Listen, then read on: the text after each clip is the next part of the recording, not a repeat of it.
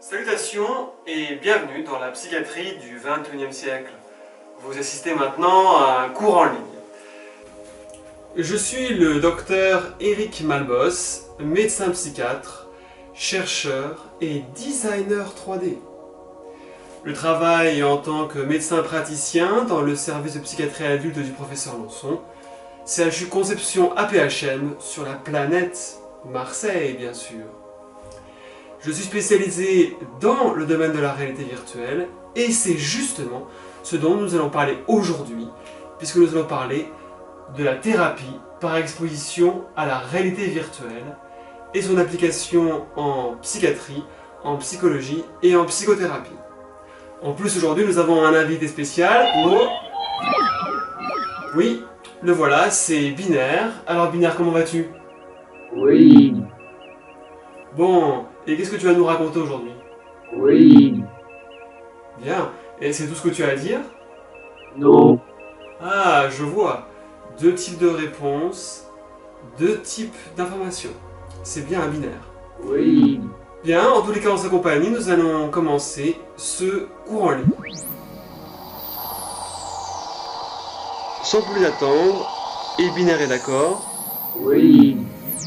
Nous allons commencer cet enseignement en ligne. Alors, les objectifs de ce cours, c'est bien sûr de comprendre les enjeux du XXIe siècle, car vous aurez à les expliquer à vos patients. Certains, effectivement, ont peur de l'évolution technologique ou ne la comprennent pas. La réalité virtuelle en fait partie, mais il y a également d'autres enjeux que nous allons voir, et certains aspects qui sont également philosophiques, en plus d'être technologiques. Il faut aussi comprendre son application, l'application de la réalité virtuelle en psychiatrie et en recherche clinique. On va parler également des notions de présence. Qu'est-ce qui fait qu'un individu se sent présent, se sent exister dans un environnement virtuel, donc un environnement qui n'existe pas. Et on va aussi s'intéresser aux indications qui sont adaptées à la thérapie par exposition à la réalité virtuelle. Nous allons également parler du matériel nécessaire, puisqu'il faut des ordinateurs, il faut des casques de réalité virtuelle, et on va aborder les étapes du traitement. Le plan suit simplement en fait les objectifs, évolution technologique du XXIe siècle, les définitions et les concepts de la réalité virtuelle, les modèles et l'histoire, l'équipement qu'il vous faudra, PC, casque de réalité virtuelle ou visio-casque, les indications thérapeutiques, il y aura des cas cliniques, et nous parlerons de l'avenir de cette forme de thérapie. Alors, le XXIe siècle, donc, est-ce que c'est la fin de l'enfance de l'humanité?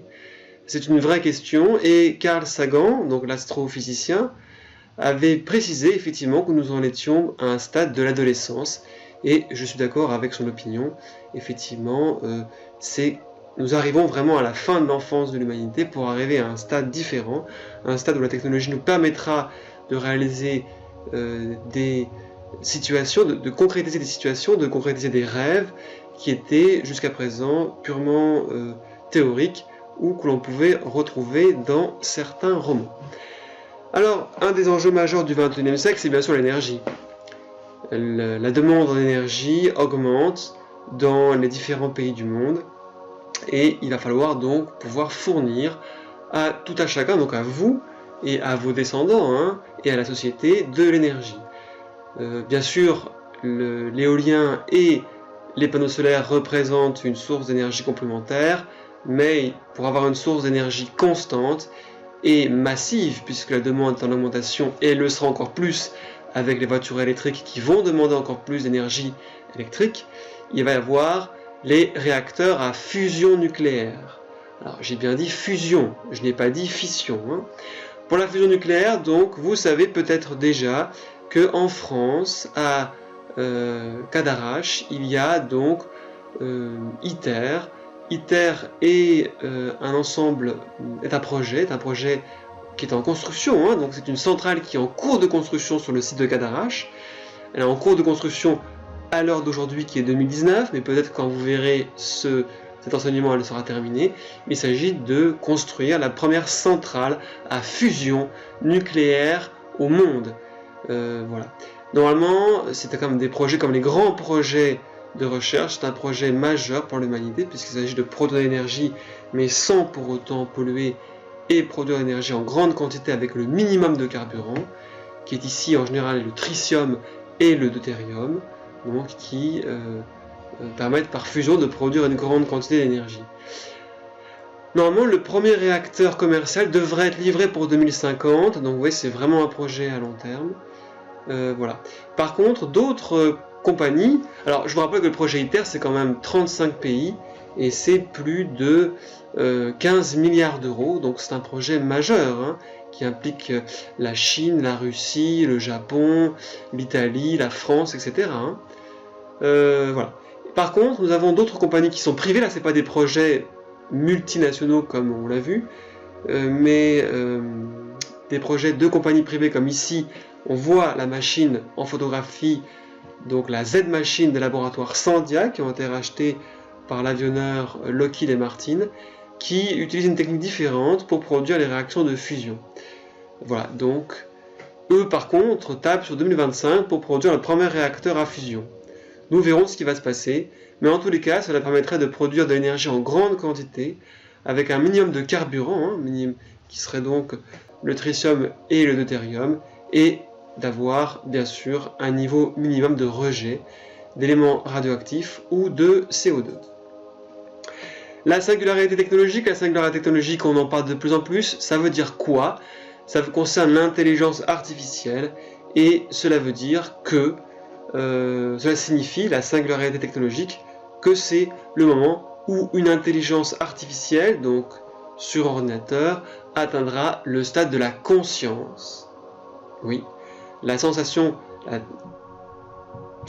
oui, qu'elle existe, l'idée qu'elle a la conscience qu'elle existe, l'état de conscience, c'est d'avoir la compréhension de notre propre existence. Et qu'elle sera capable d'élaborer à son tour, d'aider les êtres humains à élaborer à son tour d'autres générations d'intelligence artificielle de plus en plus évoluées. Et l'évolution de ces intelligences artificielles suivrait alors une courbe qui serait quasiment imprévisible, chaque itération d'intelligence artificielle en générant une autre de plus en plus évoluée. Alors, je n'ai pas mis ici, mais une étude impliquant 33 experts qui avait été faite en 2015, leur avait posé la question à ces 33 experts, quand pensez-vous qu'une intelligence artificielle ayant un stade d'évolution suffisant pour avoir atteint une conscience va émerger? Eh bien, plus de 60% de ces experts pensent que ça va être au cours du 21e siècle, donc au cours de ce siècle, en tout cas le siècle auquel je fais ce cours. Voilà, donc c'est un événement majeur parce que si une intelligence artificielle est très évoluée et peut avoir une forme de conscience, elle pourra alors considérablement nous épauler dans tous nos projets, qu'ils soient de l'ordre de la recherche, de l'ordre de la science, de l'ordre également de la médecine, etc. Naturellement, qu'est-ce qu'une intelligence artificielle sans les bras, sans un corps? Cela concerne directement les robots et la robotechnologie, ainsi que l'assistance motrice. On l'a vu avec les exosquelettes, qui permettent aux personnes qui sont tétraplégiques ou paraplégiques de se lever. Mais ça concerne aussi les robots, puisque ces derniers, comme ici on voit le Next Stage, hein, qui sont des robots qui permettent d'exécuter des gestes fins et de produire, même dans des petites manufactures ou des petites usines, puisqu'ils fonctionnent avec une électricité et une prise normale, hein, comme la prise que vous avez chez vous, pour fabriquer des objets. Quel est l'intérêt de ceci? L'intérêt de ceci, c'est bien sûr de libérer, c'est ça à terme, hein, de libérer l'homme du travail manuel et de permettre à l'homme de se consacrer qu'à ce qui l'intéresse et sans aucune pression. Qu'est-ce qui intéresse l'homme? Qu'est-ce qui vous intéresse? À vous de vous poser la question. Ça peut être la science, ça peut être l'art, ça peut être le sport, ça peut être l'exploration. Vous serez libre de pouvoir réaliser vos rêves et vos aspirations en étant totalement détaché des travaux répétitifs ou des travaux que vous considérez comme fastidieux. Et je l'espère à terme pouvoir justement en finir avec la notion millénaire de travail. Le travail ne sera plus obligatoire, vous pourrez faire uniquement ce que vous voulez. C'est à terme ce qui va se passer, c'est que, mais là c'est une opinion, hein, je pense que les robots nous libéreront de l'obligation de travail. On voit bien qu'on arrive effectivement à la fin d'un système, c'est pour ça qu'on parle de l'adolescence de l'humanité, donc de la fin de l'enfance. On en parle beaucoup, en tout cas, toujours pareil en ce moment, hein, peut-être que si vous nous voyez maintenant, vous êtes peut-être en 2050 ou en 2055, mais en tout cas, à notre époque, en 2019-2020, on parle beaucoup de l'exploration sur Mars, c'est-à-dire du premier voyage habité avec un homme et une femme qui atterriraient sur Mars, qui poseraient le pied pour la première fois dans l'histoire de l'humanité sur Mars. La mission sur Mars, la NASA table sur 2035, d'autres sociétés comme SpaceX de Elon Musk tablent sur des dates qui sont plus précoces, mais j'en doute fortement, car les défis technologiques à relever sont considérables, donc je pense que plutôt ce se passera autour de 2040-2050. Les ascenseurs orbitaux, de quoi s'agit-il? Il s'agit d'un ascenseur qui partirait donc de la Terre et qui irait jusqu'à l'espace. Alors bien sûr, vous allez me dire que c'est vraiment de la science-fiction, mais pas du tout. Grâce maintenant à l'existence des microfibres ou des nanofibres de carbone, il est possible de créer des câbles suffisamment solides pour qu'effectivement ils puissent se tendre entre l'espace et la Terre, et la société de construction, donc le 5e constructeur mondial Obayashi, s'est engagé officiellement, vous pouvez aller sur son site, à construire un ascenseur orbital, et les premières expériences ont déjà commencé sur la station spatiale internationale. Donc l'idée ce serait de ne plus envoyer des fusées, parce que ça coûte cher d'envoyer une fusée dans l'espace, ça coûte très cher parce qu'il faut des tonnes, et j'ai bien dit des tonnes de carburant pour envoyer un satellite, du matériel, des hommes dans l'espace. Envoyer un satellite de plusieurs tonnes coûte plusieurs millions d'euros, c'est considérable, et plus précisément c'est 40 000 euros le kilo. J'ai bien dit 40 000 euros le kilo.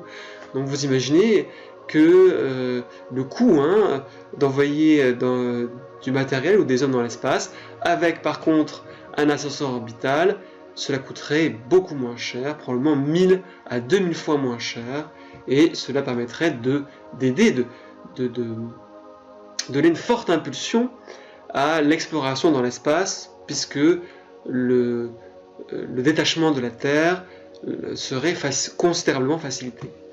Les imprimantes 3D, c'est aussi des révolutions industrielles, hein.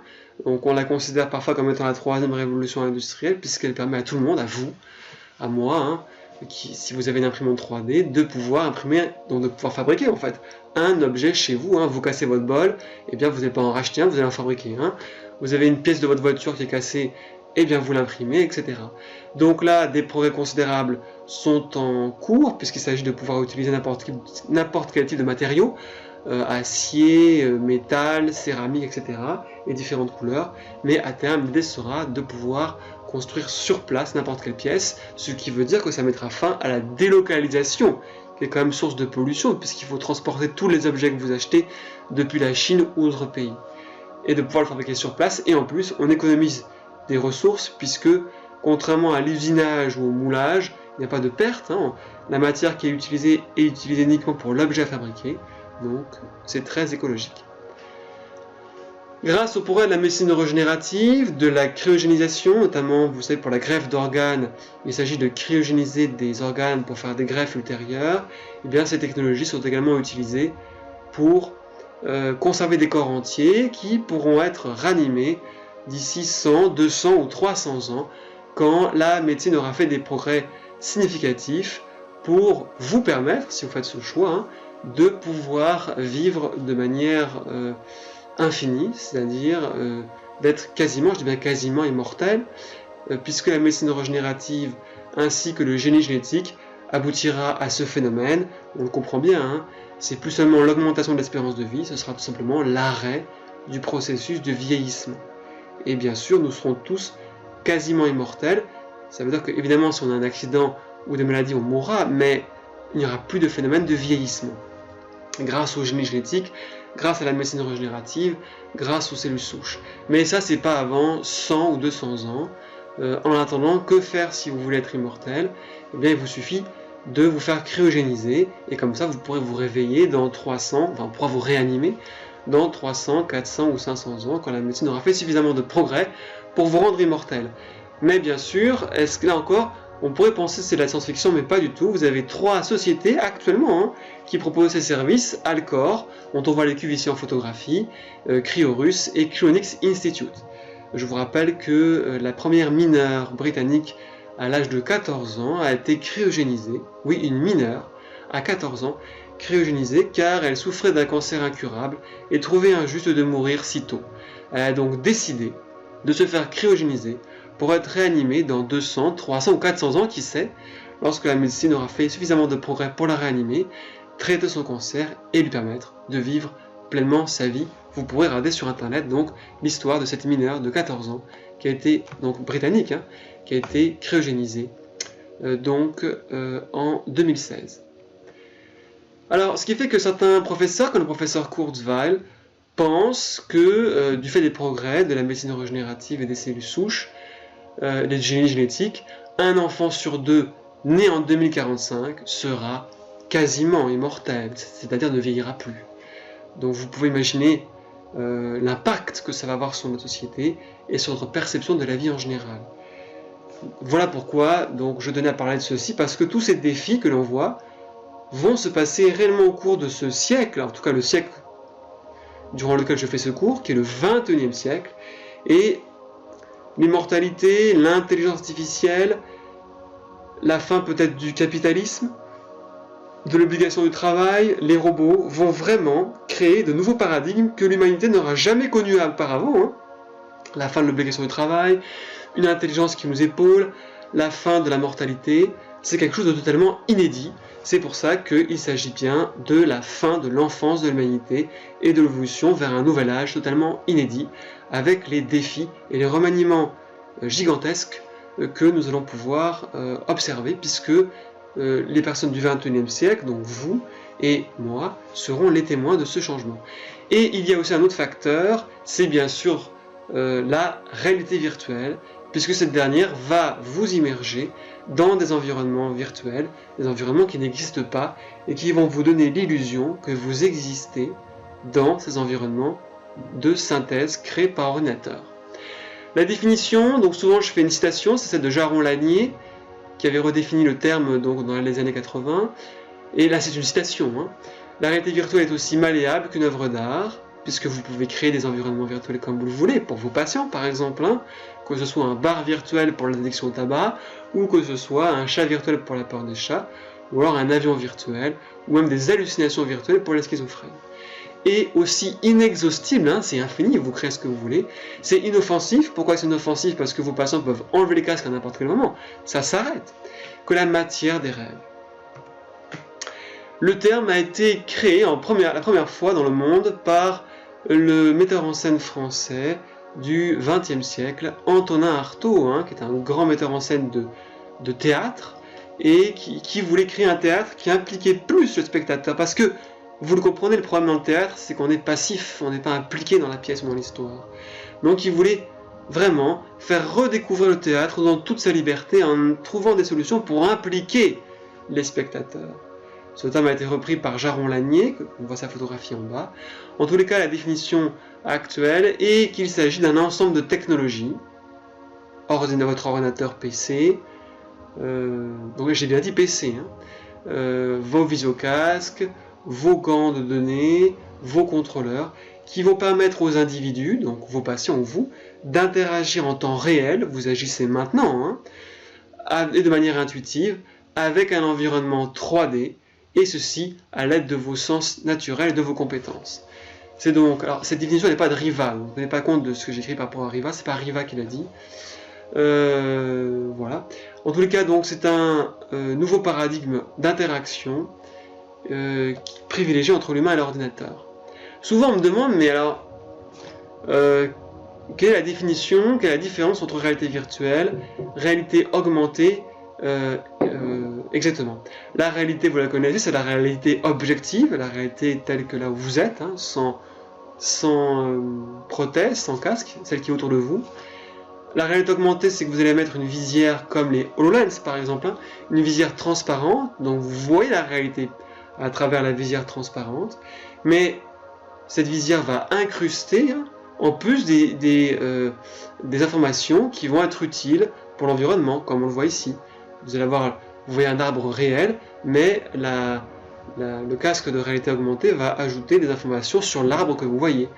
Le type d'arbre, le bouleau, le chêne, etc. Voilà. Et il va aussi y avoir une autre notion qui est la réalité mixte. Là, c'est quand la visière transparente ne rajoute pas simplement des informations écrites, mais rajoute des objets en 3D dont la perspective se superpose avec les vrais objets.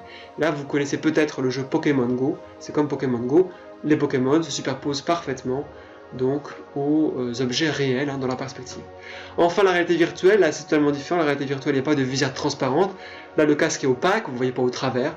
Vous ne pouvez voir que les environnements virtuels créés par ordinateur. Donc, la réalité mixte, je vous l'ai dit, c'est comme un effet d'hologramme en fait. C'est quand vous voyez des objets 3D qui se superposent à de vrais objets en tenant compte de leur perspective. Le casque le plus connu, en tout cas en 2019, c'est le Microsoft HoloLens. Vous avez aussi des modèles comme Dacry qui est en bas, qui sont des modèles pour professionnels, qui peuvent être utiles par exemple pour l'enseignement de certaines techniques professionnelles ou de certains gestes techniques dans les industries. En tout cas, quand on a cette impression d'hologramme, on parle de réalité mixte, ou mixed reality. La réalité virtuelle et son utilisation, c'est bien sûr pour plonger vos patients dans des environnements virtuels en 3D, de surmonter les problèmes de limiter des stimulations sensorielles, d'exploiter un nouveau média entre l'homme et la machine, et vous allez voir, elle est apparue dès les années 60. La réalité virtuelle, le modèle est le même modèle que la réalité. Vous observez votre environnement virtuel, votre patient observe un environnement virtuel et voit un chien virtuel. Il va prendre une décision, il va agir avec ses contrôleurs, donc, où il va vouloir prendre un objet, et il va avoir un feedback. Le chien virtuel, le serpent virtuel, donc va réagir à son action, et il va de nouveau observer les conséquences, et va de nouveau agir. Alors, je vous fais un bref aperçu de l'histoire de la réalité virtuelle. L'histoire de la réalité virtuelle, donc ça commence par les années 30 avec les définitions, mais technologiquement ça commence dans les années 60 avec les premiers équipements créés par Ivan Sutherland de l'université de Harvard aux USA. Alors, qu'est-ce qui vous interpelle dans cette photographie? Binaire, tu vois ce qui t'interpelle? Oui. Alors, c'est quoi? Oui. Je vois. Bon, je pense que Binaire a compris, en tout cas j'espère que vous l'avez remarqué, c'est bien sûr, ici, là, c'est le plafond qui est percé par-dessus le casque, le visio-casque, c'est parce que les ordinateurs prenaient tout le premier étage. Nous sommes dans les années 60. Les ordinateurs faisaient des tailles considérables par rapport à vos ordinateurs portables, vos PC portables d'aujourd'hui. Et donc, c'est pour ça qu'on appelait un peu ce système le système l'épée de Damoclès, parce que l'utilisateur avait des tonnes de matériel informatique au-dessus de la tête, à l'étage supérieur. Et je vous rappelle qu'à l'époque, un disque dur pesait une demi-tonne. Un disque dur, alors que maintenant, vous en avez de quelques centaines de grammes ou moins dans vos PC portables. Alors, évidemment, les premiers à les utiliser, ça a été les militaires américains. Ils l'ont utilisé pour leurs simulateurs, pour entraîner leurs pilotes de chasse. C'est également la NASA qui, dans les années 80, a commencé à l'utiliser pour entraîner ses astronautes. Et c'est toujours le cas aujourd'hui, bien sûr, naturellement. La réalité virtuelle a évolué et les astronautes continuent à passer un temps considérable en simulateur et en réalité virtuelle pour apprendre les gestes techniques qu'ils auront à effectuer sur la Station spatiale internationale ou sur d'autres stations spatiales lors de sorties extravéhiculaires. Moi personnellement, je l'ai lu, en tout cas j'en ai pris connaissance en 1991 de la réalité virtuelle, dans un magazine français qui a malheureusement disparu, un magazine francophone qui était Tilt, qui publiait donc des articles sur les jeux vidéo. Maintenant évidemment il y a Gamecult et jeuxvideo.com, mais à l'époque il n'y avait que du papier, il n'y avait pas internet, voilà. Pour les personnes âgées, rappelez-vous de cette époque. Voilà. Et donc, c'était là que j'avais pris connaissance de l'existence de la réalité virtuelle, dès 1991. Dans ce magazine. Donc, j'ai bien dit en 91, ça remonte déjà à loin. Et j'ai eu la chance, la même année, c'est une pure coïncidence, j'étais à New York, dans une salle d'arcade. Pour ceux qui ne savent pas, les salles d'arcade, c'est des salles, dans des grandes salles où vous avez des jeux vidéo et vous mettez des pièces à l'intérieur pour jouer aux jeux vidéo. On peut en trouver encore. Donc il y avait une salle d'arcade new-yorkaise qui proposait, donc dès 1991, j'ai pu tester pour la première fois un équipement de réalité virtuelle et je me suis retrouvé dans cet environnement qui est le jeu Ductile Nightmare. Alors évidemment c'est extrêmement basique comme graphisme et ça ferait certainement sourire beaucoup d'entre vous, mais pour l'époque c'était naturellement impressionnant. Voilà, donc on me voit avec le casque, là c'est des casques très lourds qui pesaient plusieurs kilos, c'est pas comme les visocasques d'aujourd'hui, mais déjà c'était impressionnant et très immersif. En tout cas, je cherche à vous dire que la technologie, ça fait longtemps qu'elle a été là. Dès 91, cette technologie était présente pour le public, mais elle était peu distribuée, en fait, peu de personnes en avaient connaissance, et elle a mis beaucoup de temps à vraiment se développer dans le même public, alors que pourtant elle était déjà là depuis 1991. Alors Nintendo a voulu tenter, ils ont été courageux, il faut le reconnaître, tenter l'expérience avec leur console, la Virtual Boy, qui était sortie dans les années 90, mais c'était bien trop tôt, les graphismes étaient beaucoup trop simples, comme du 8 bits, et avec seulement 2 couleurs, rouge et noir, donc vous imaginez la nausée, et en plus l'inconfort que ça provoquait, c'était un échec commercial, mais c'était courageux, et c'était un peu tôt. Là, c'est les visocasques que j'ai commencé à utiliser au début des années 2000, et oui, au début d'Internet, en 2001, 2002, 2003. J'ai commencé à m'intéresser à cette application en médecine dès 2003, mais bien sûr d'autres chercheurs dans le monde, comme le professeur Bouchard, le professeur Riva, s'étaient intéressés dès les années 90. En tous les cas, de mon côté, je me suis intéressé en 2003, et donc j'ai commencé à les utiliser pour des patients à cette époque, donc dès 2003, vous voyez, ça remonte à loin quand même. Et c'était les casques qu'on avait en 2003, 2004, les visocasques. Alors là, ce n'est pas un montage photographique, c'est un vrai visocasque, donc, et ce visocasque est un visocasque Toshiba. Ouais, donc c'était très immersif, très impressionnant. Voilà, c'est sûr que la personne devait vraiment être complètement immergée dans le visocasque. Voilà, Binard, ça te plaît? Qu'est-ce que tu en penses? Oui.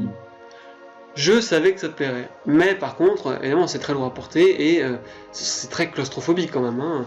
Donc ce modèle de Toshiba est resté un modèle expérimental. Là par contre, nous avons les modèles que j'utilisais en 2008-2009. Donc on voit déjà que ces modèles sont plus faciles à utiliser, plus légers, plus immersifs encore, puisqu'ils isolent encore plus les organes d'essence de l'extérieur, et le pas de géant. Je pense que certains d'entre vous le connaissent. Il s'est passé au cours des années 2012, 2013, 2014. C'est en 2012 que Palmer Luckey a lancé son prototype d'Oculus et sa compagnie a été rachetée par Facebook en 2014 pour 2 milliards de dollars. Vous voyez l'enjeu majeur qu'il y a dans ce domaine. Sony a lancé son casque, vous le savez, pour la PlayStation 4, le PSVR. Il y a eu un casque open source qui est le SVR. HTC a aussi lancé son modèle. Samsung également. Donc dès 2016, ça y est, 2016. Enfin, les modèles sont disponibles massivement pour le grand public. Les acteurs majeurs de l'industrie se sont lancés dans la réalité virtuelle. Ça y est maintenant, c'est à votre portée, c'est à la portée de tout le monde. Et ça a pris beaucoup de temps, vous avez vu, hein. Le jeu d'arcade auquel j'ai joué, c'était en 91, 2016. Ça a donc pris 26 ans, 27 ans, avant de pouvoir être présent pour le grand public. 26 ans. Donc, au début des années 2000, au début d'Internet, on pensait tous qu'on allait avoir des casques. Eh bien, ça a pris bien plus de temps. Mais ce n'est pas grave, puisque ça y est, maintenant, la réalité virtuelle est parmi nous, tout comme la télévision en son temps, dans les années 50-60. Alors, les modèles de visiocasques, je vous rappelle que ces casques s'appellent des casques de réalité virtuelle ou visiocasques. En anglais, c'est HMD. Là, on a le modèle portatif de Samsung, le Samsung Gear, un modèle plus ancien qui fonctionne avec, vous le voyez, le téléphone portable Samsung Galaxy. Et là, vous avez les derniers modèles, en tout cas ceux de 2019, 2020. Parce que peut-être que quand vous verrez ce cours, vous serez en 2025, 2030. Donc la technologie aura beaucoup évolué. Mais en tout cas, les nouveaux modèles de 2019-2020, c'est ceux-là. C'est l'HTC Vive Cosmos à droite et l'Oculus Rift S à gauche. Qu'est-ce qui les différencie? Pourquoi ils sont intéressants? Ils sont intéressants parce que, vous voyez, ils sont très immersifs, ils couvrent une bonne partie du champ visuel, 100 degrés du champ visuel. On a évidemment des contrôleurs qui permettent de représenter vos mains dans l'espace, mais surtout, l'innovation de ces modèles de 2019-2020, c'est que la position de l'espace, la position de votre corps dans l'espace, ne se fait plus par des capteurs externes, des caméras qu'il fallait poser sur le bureau, mais se fait par des caméras ici, là, là, là, là et là, inclus dans le casque, ce qu'on appelle du tracking inside out, ce qui vous permet de ne plus avoir de caméras ou de capteurs à poser sur votre bureau, qui ne sont pas pratiques, qui changent de place, qu'on bouge, etc., mais d'avoir seulement le visocasque et les contrôleurs et l'ordinateur, et le visocasque se suffit à lui-même, ce qui est très pratique. Voilà, alors en 2018, il y avait ces chiffres. Donc en 2018, 8 millions de visocasques s'étaient vendus dans le monde. 8 millions. Vous voyez que c'est pas confidentiel, ça y est. C'est le début, comme la télévision en son temps. La télévision a mis 20 à 30 ans avant de largement se répandre dans tous les foyers, comme c'est le cas aujourd'hui. Mais en tout cas, ça y est, ça prend vraiment, puisque 8 millions de visocasques ont été vendus en 2018. Et Sony, rien qu'avec sa PlayStation PSVR, le PSVR qu'on voit ici, on a vendu 4 millions à cette époque-là. Vous le savez maintenant, c'est vraiment rentré dans la société, puisque même Steven Spielberg, le réalisateur de E.T., a réalisé donc ce film, Ready Player One, en 2018, qui traite justement, c'est un film de science-fiction qui traite de la réalité virtuelle et d'une société où la réalité virtuelle fait partie du quotidien de tout un chacun. Alors, parler de la réalité virtuelle, parler des casques, c'est très intéressant, parler de la technologie, c'est bien, mais il faut parler d'un concept qui est inhérent à la réalité virtuelle, qui est le concept de présence. La présence, qu'est-ce que c'est? Eh bien la présence, c'est, vous avez différentes définitions, mais je vais vous donner la plus simple, c'est la sensation d'être là. C'est le fait de pouvoir vous dire, ici je suis là, ici j'existe. Mais vous pourrez tout à fait avoir cette sensation, pas forcément dans la réalité objective, mais dans un environnement virtuel créé par ordinateur. Donc il y a une idée dans la présence de transport vers l'ailleurs. Cette sensation de présence, vous pouvez tout à fait l'avoir même au cinéma. Quand vous regardez un film en IMAX par exemple, et vous êtes très impliqué dans le film, que vous avez la sensation que vous êtes dans l'histoire, dans le film, eh bien vous avez la sensation d'exister, au moins en partie, dans le film. Donc là, on voit bien qu'il y a aussi une notion de présence. C'est pareil pour la littérature. Quand vous lisez un livre et que vous êtes dans l'histoire, que vous vous imaginez être dans l'histoire, là aussi, cela fait intervenir la sensation de présence. Bon, c'est pas spécifique à la réalité virtuelle, mais c'est spécifique au transport vers l'ailleurs. La sensation d'être là.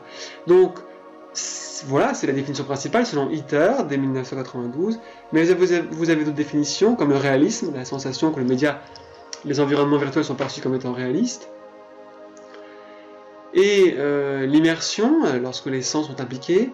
Le fait d'avoir sensation d'être un acteur social, d'avoir la sensation que vous existez en tant qu'entité sociale dans un environnement virtuel, la perception que vous avez des avatars, hein, des personnages en 3D, leur intelligence, et une définition que je trouve très intéressante de Lombard, c'est l'illusion de non-médiation. C'est-à-dire, vous êtes tellement immergé dans les environnements virtuels que vous oubliez la technologie impliquée, que vos patients oublient qu'ils portent un casque de réalité virtuelle, qu'ils ont des manettes ou des contrôleurs dans les mains, tellement ils sont impliqués dans l'environnement virtuel. Alors, la définition la plus courante, je vais vous la dire.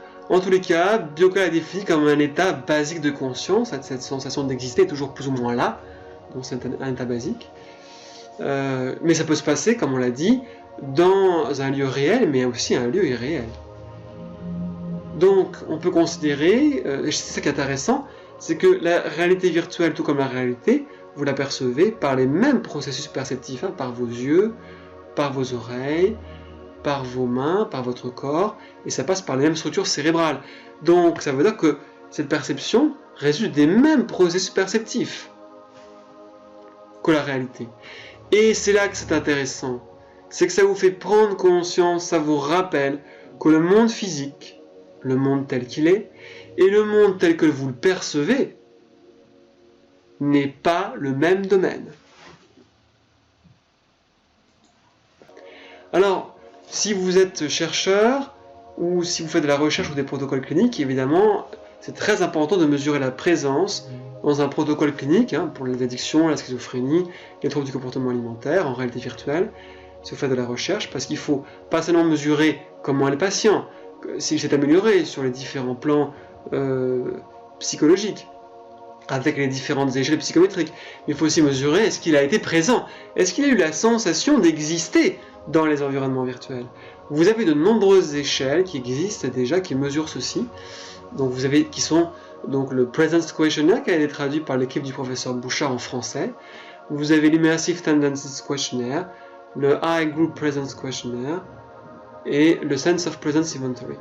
Vous avez aussi des tests comportementaux, j'en ai créé un, hein, qui est le Behavioral Presence Test. Et enfin, vous pouvez aussi utiliser des mesures physiologiques comme le rythme cardiaque. On va parler des équipements tout à l'heure, je vous propose de faire une pause afin de pouvoir déguster votre thé vert. Et en attendant, je vous retrouve pour la partie numéro 2 en compagnie de Binaire. A tout à l'heure.